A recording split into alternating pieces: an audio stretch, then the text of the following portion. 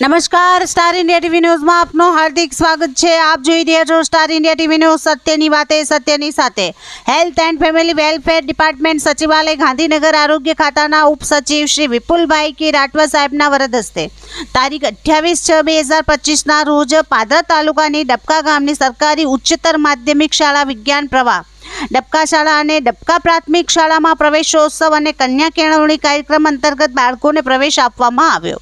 કાર્યક્રમની શરૂઆત દીપ પ્રાગટ્ય કરી કરવામાં આવી।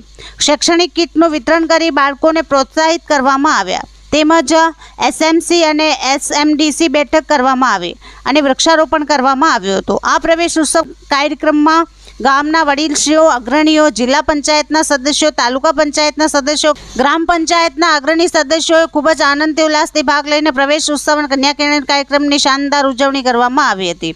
Star India TV news Padra reporter Pravin Machhi, જિલ્લા વડોદરા।